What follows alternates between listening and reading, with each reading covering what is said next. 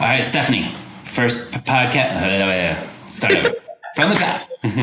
We're doing great. We're so amazing. I'm so proud of us. All right, ready, go. It's a big day here in Alexandria, Virginia, my hometown, because today we're launching something new. Welcome to the very first episode of I'd Like a Word. Here we go.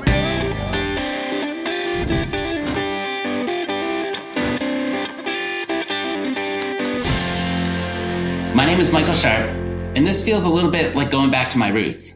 I started my career as a newspaper reporter, and I've always loved asking questions, learning about people, and just seeing where a good conversation can go. That's the spirit of this podcast. Each episode, we'll sit down with people who have some thoughtful words to say about work, communication, creativity, and the world we're all trying to keep up with. So let's get started. Please welcome my pretend arch rival and very real life queen of all things digital marketing, Stephanie Ruby. It's an honor to be here, Sharp, sitting here with you, being asked questions. I'm a little worried. You're a tough questioner. So I've been preparing and training. I'm ready to go. All right, cue the Rocky music. Stephanie is a senior director, creative strategy and digital marketing here at Reingold. And before we get started, I need to acknowledge, Stephanie, this podcast is your baby. Do you want to share a little bit more about the why Reingold is launching this podcast? Oh, for sure. Well, I think number one is that the industry is moving in a way where video consumption is where audiences are searching for answers and for content. So this is a way for us to create video content to meet our audiences where they are, whether those audiences are current clients, potential Reingolders, current Reingolders. We really want to show who we are as a company. And as a company, I say this all the time, I work with geniuses. And so this is an opportunity for us to show each of the different people, each of the different areas of expertise that's represented across our company and all of the ways that we work together to be on a mission for our clients. You work with geniuses and me.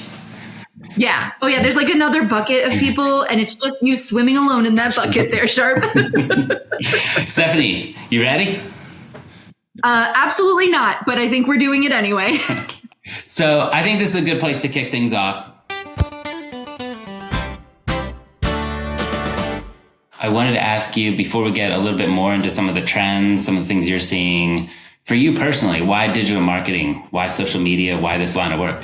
Well, I mean, I was an early adopter of a lot of things. I was probably one of the first couple of 100 people at my university on Facebook. I had an Instagram account almost immediately. I used Gmail in beta. So I was always internety on the internet and wanting to communicate with people who had similar interests to me. And then social media became a lifeline and inspiration over time. When I was a stay-at-home mom, Twitter became like a lifeline to other people. So when I was online late at night, there was always another mom I was talking to who was up late at night. And it became a place for me to meet other people who had similar interests. So the internet's always been really important to me. As a career, I remember watching brands become really engaged on social media. And this was like 2011, 2012. And I thought, oh, wouldn't it be great to get paid $1 American to write a tweet? That would be the most fabulous thing ever. And then I got paid $1 American, a few American dollars to write tweets. And then I thought, oh, I want to work with a public figure. I want to do that. And then I got to do that. And then I thought, oh, it would be great. Wouldn't it be so cool to work for a global brand? And that's what I did when I worked for YouTube over most of COVID. And so I think steadily it became a career at the same time that I was interested in becoming a career. In the early days, we were pirates, right? It was all of these millennials who were really interested in the internet going back to the C-suite and saying, you guys should really be on the internet. And now we don't even have to make that case anymore. Now what we have to do is tell people how they should show up on the internet and making sure they're being smart about it. So that's kind of how I got here. And now that you're here, can you talk a little bit about your role here at Reingold? Sure. So I'm a senior director in our digital marketing department, and I cover a lot of creative strategy, but I sit on the content team. What that means at Reingold is often debated because content really is a word that means everything. And what my team does and what we do is we try to take the messaging, the broader branding of our clients and turn it into content that is digestible on the internet, whether that's paid advertisement, web content, or even just social media video, carousels, and educational content. So it takes a certain type of brain to take a big idea, a huge chunk of information, and make it approachable to people online. You're dropped onto X project. What's the first thing you're looking for? I need to know the audiences. I think the audiences is the number one question that everyone should be asking. You can't pick a colorway. You can't talk about a logo. You can't talk about a messaging matrix. All of these pieces are so important, but we really need to understand who we're talking to. You can't talk to everyone. It completely dilutes the message. We need to meet people exactly where they are. And one of the things I talk about a lot is that all of us have our own internet. If I exchanged my phone with a woman who is exactly my demographic with the same exact age son, and we looked at each other's Instagram feeds, for example, they would be completely different.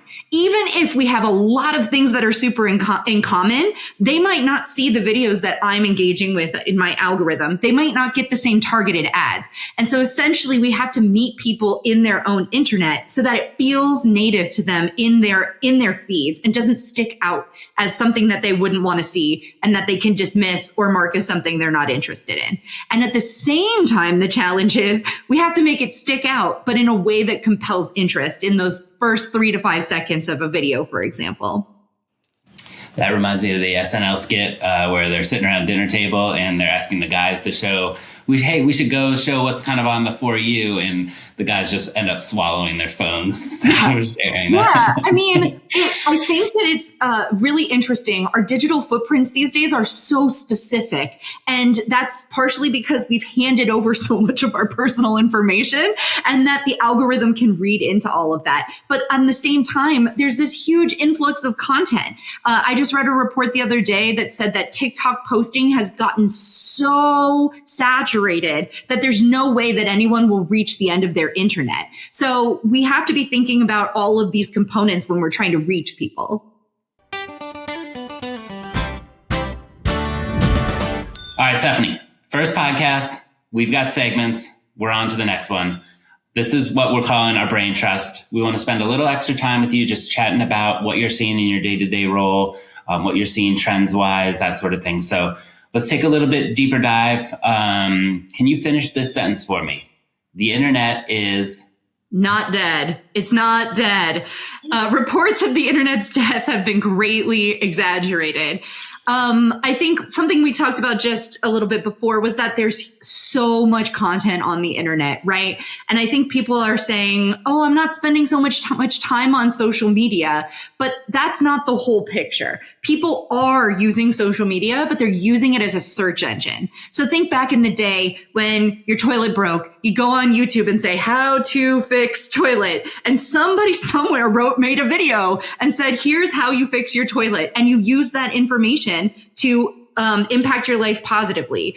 Well, I think we're circling back to that day and age where people, and when I say people, I specifically mean Gen Z and millennials, are using social to search for information. And that is also being backed up by the fact that YouTube and Google are the same, right? Google owns YouTube. And so try it. Go to your Google search bar and the YouTube shorts will be populated. YouTube videos will be populated within your search bar. People are engaging and consuming video and they're searching for answers in those videos. So while the internet might be feeling oversaturated and overwhelming, it just means that there's enough information for you to go look for an answer and find that answer. So what my team is constantly doing is looking for ways to optimize our content within that search. So search and social search are huge, especially because now we're going to say the word that we haven't said yet, in the age of AI. In the age of AI, these LLMs and AI search are sourcing from places, and a lot of the sourcing is coming from social media. So you need to be putting out content that is searchable, helpful, and ensure that your information is what these AI searches and LLMs are citing. So LinkedIn is really important. Video is really important. And if your client isn't, or if your team isn't on Reddit is definitely a place where you should be looking to put actual confirmed authoritative information out into the world so that search can bring that information to your audiences. What if it's like you have my questions right in front of you? We're just checking them off without me even having to say a word here. I wanted to ask you, for nonprofits and organizations, what is the biggest mistake you see when it comes to social media, to a social media strategy? Well, I mean, I think it's posting for the sake of posting, right? I think that we got into this mindset over maybe the last 10 to 5 years where we felt like volume was the answer. Post all the time, post everything, post. But I think this day and age, people need to be really mindful and thoughtful about where they're putting their energy. So we go back to the idea of audiences, right? Who are you talking to? Who is your ideal customer, right? And customer might not exactly work in the nonprofit space, but who is the person that you ideally want to receive that message? And then customize and have surgical targeting for those people. You don't have to post all of the time. You don't have to post everywhere. You just need to think through what channels fit the person you're trying to speak to, and then make creative that reflects themselves back at them, because that's what people are looking for. In some ways, are we changing the way we think about audiences? So maybe from one large one to several smaller ones across different channels? Oh, 100%. Who you speak to on LinkedIn is not who you speak to on Instagram sometimes. And that's okay, right? And maybe who you want to speak to isn't on Instagram. They're on Facebook or they're on X.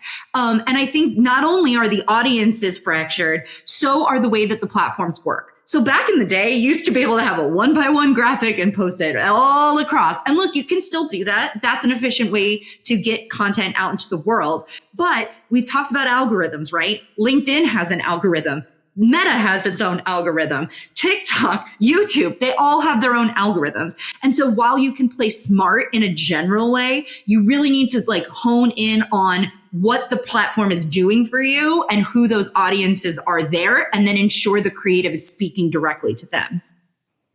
Stephanie, say I work somewhere where we don't have much of a digital presence, or we're trying to expand it, and I limited budget, limited staff. We really only have 5 to 6 hours a week to spend on this. Where would you recommend myself, this imaginary client, puts their time initially? Sure. I mean, aside from the upfront work of knowing your brand, knowing your message, those are all things you should be doing for sure upfront, because downriver, you're going to get into a place where if you don't have that information, you're like, wait, what am I saying? How am I saying it? It also helps, I think, with key stakeholders to have a strategy established at the beginning. So you can say things like, don't make me tap the sign. We talked about this. This audience isn't our key audience, or this is not a message that is a key message. And it essentially keeps everyone marching in the same direction. But I think the other piece of this is you don't have to have a lot of funds in order to set up something like a Canva account or an Adobe Express account. Those are really easy. In fact, nonprofits can apply with Canva to have a nonprofit fee in order to use the platform. And in order to use that, all you have to do is set up your brand, establish templates, and then it makes things super easy. Because in theory, content is repetitive, right? We're always going to be talking about a news release, for example, or we're going to be celebrating an event. You can set up these templates that ensure that the content all looks the same. And Canva and Adobe Express make that super easy. And not to put a plug in for Reingold, but we've helped tons of nonprofits do the exact same thing. So our job generally is upfront, setting up these templates, helping you with messaging matrix and giving you kind of channel strategy. And then from there, nonprofits can go ahead and make the magic happen on their own without having a large agency budget for support on social media. You beat me to AI, and I know you had mentioned how people search for information. I know more and more people are looking towards AI platforms and tools to do exactly that. Can you just circle back and spend a little more time on the new wrinkle that AI is introducing, to your role, to people's, digital efforts? Oh, sure. I mean, I wouldn't call it a wrinkle. I think I just, like I said at the beginning, I've been in this game a long time and you have to be able to be flexible and pivot. I mean, we all joke in the social media space that sometimes Mark Zuckerberg wakes up one morning and says, you know what? We're going to change all of the feed from 1x1 to 4x5, or the algorithm is going to reward different behavior than it did 2 weeks ago. And so we really can't put all of our eggs in one basket because it's just not how the world has worked in social for a long time. So actually AI is kind of like another pivot that we just need to make. And so I think the AI search component and the way that we engage with content is really important. But I also think that marketers need to look to AI as a help, as a support, because a lot of us that have been in the business a long time, we have the strategic brains, but we're maybe not in the weeds so much to do things like help us do paid search copy, help us do SEO keyword research. In fact, one of our AI experts in the digital marketing department, Stacy, taught the digital marketing department how to prompt AI to pull an SEO audit, an initial SEO keyword research audit for us to use when we're developing content. And so a full audit is not always available to us. And sometimes there's just not budget to have a full SEO keyword research audit. So now we can prompt the AI to use Google to give us an SEO audit. That makes our jobs easier so that when we're doing creative briefs and making the assets, we already have those keyword research done and in our back pocket so that we make the content that people are looking for. So AI, obviously it speeds things up. We all know this, but I think if we can engage with it smartly and find those finer points, it makes our jobs easier.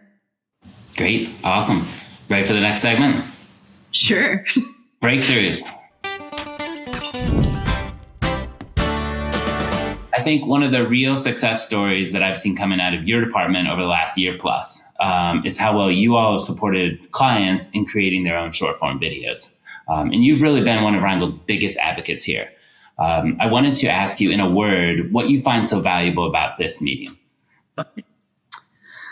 Well, I don't think I can say it in a word, but I do think that it is very effective of showing and not telling, but also telling when you have the sound on. And I think it's a medium in which people can see other humans and human-centered conversations happen.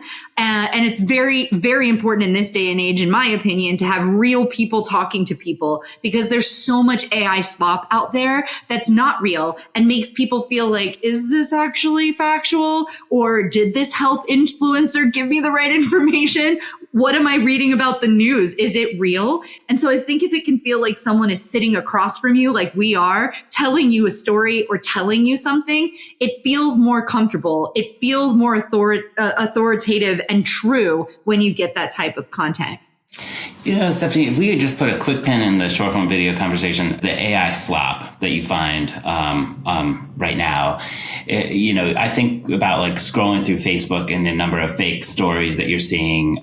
Where's the end to that, and how do we confront that? How do we stand out in that? And also, just how damaging is that long term? Do you think for some of these platforms, as well as people maybe grow tired of having to figure out, is this a real story or not? Yeah, I mean, that's where I keep coming back to social search, right? Because we're no longer in a world where certainly there are people endlessly scrolling and we want to make content that fits within that. But people are looking for answers. They are looking for information. And I think the more that you can create less volume and more high quality content that is telling the story, the better off we're going to be, because people will seek out information. And when they find out that your organization is the authority on is the Michael J. Fox Foundation on Parkinson's, or is MFAN around military issues, or the USO for service members. And I'm not even going to try to name all of our wonderful clients, but once they find out that there is content being made by people that they can trust, they will then come back to that well for more content. And I think that that's really important in this day and age. And that's why I keep going back to humans. It needs to be human-centered information, trustworthy information. And our clients are constantly looking for that opportunity to insert themselves in those conversations. So I think it's about high quality content. I think it's about searchable content. And I think it's about ensuring that you are talking directly to your audiences. Awesome. All right, back to short form. 2 more there. One, first and foremost, briefly, what makes a good short form video? Well, I'm a Meta certified creative strategist. And so I'm going to tell you what Meta says. Meta says those first 3 to 5 seconds in a video are key. They're very important. It's what people see when they're scrolling the feed, and that there is evidence that people will swipe away after the first 3 to 5 seconds if it's not engaging. So we need to ensure that those first 3 to 5 seconds are talking, here we go, back to our audiences.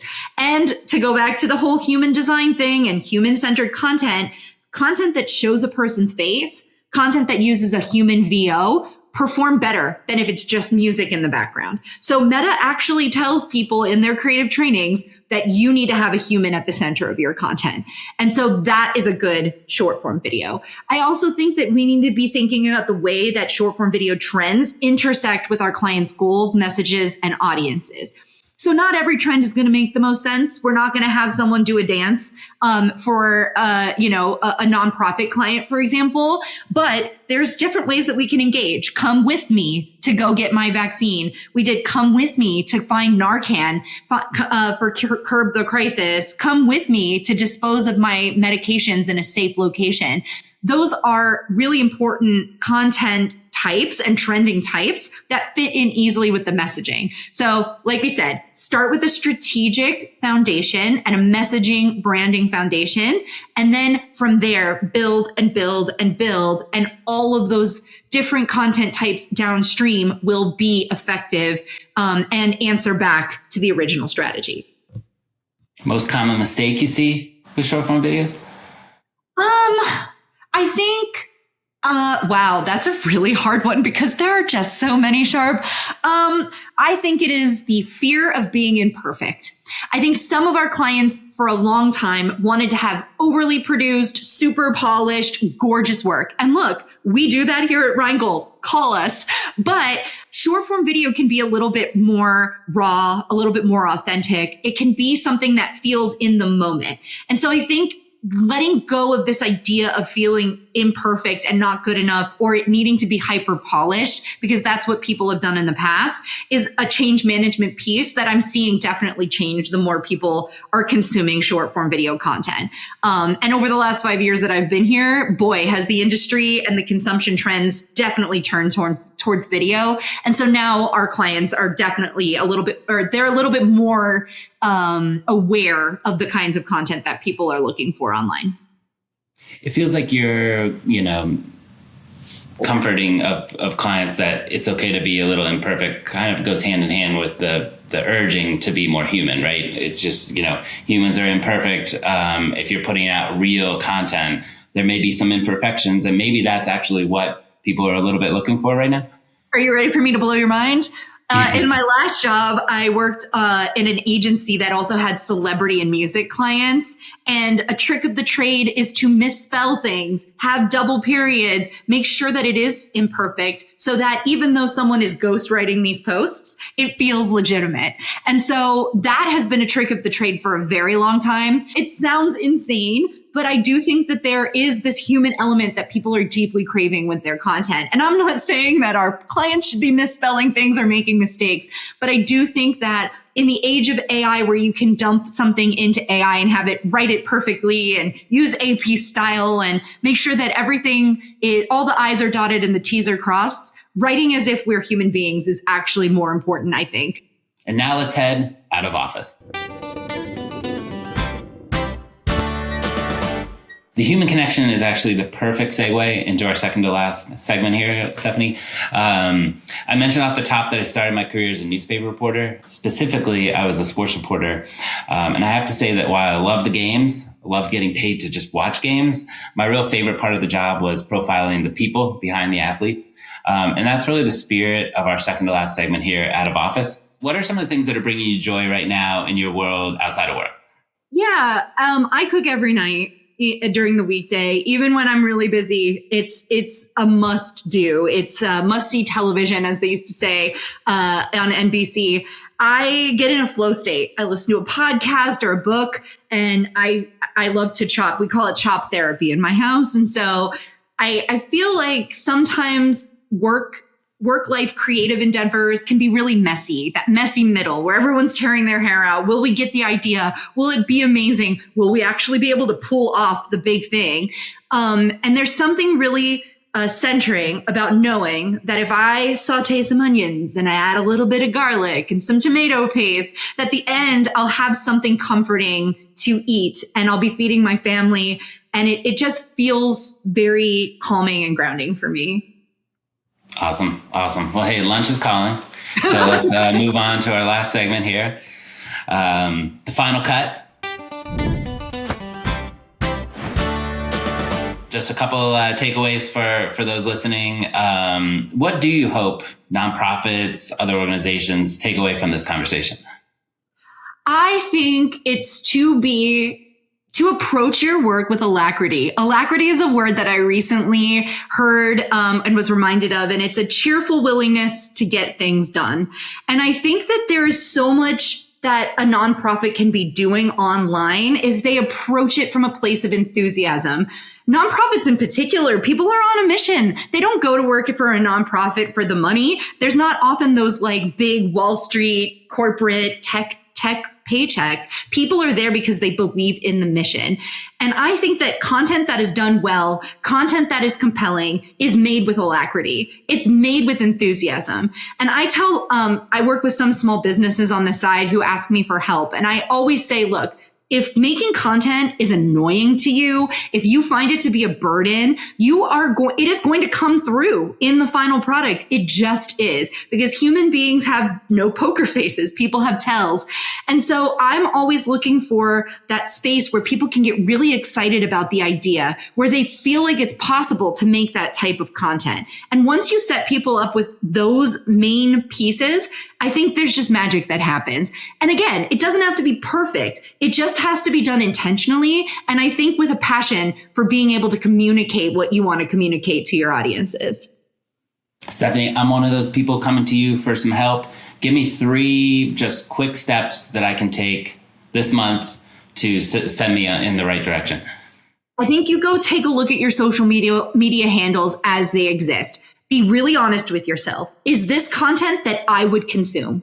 And if the answer to that question is no, this is not compelling to me, then what I want people to do is go back to the drawing board and make a list of all of the things you enjoy looking at, watching, reading online, and then think of the ways that your content can fit into those boxes. That is the 3-step Stephanie Ruby TED Talk. Here's what you go do, because you yourself are a human being. You yourself are an audience. You yourself are a consumer. And if you see content that makes you feel certain ways, there's a reason that content is doing something specific.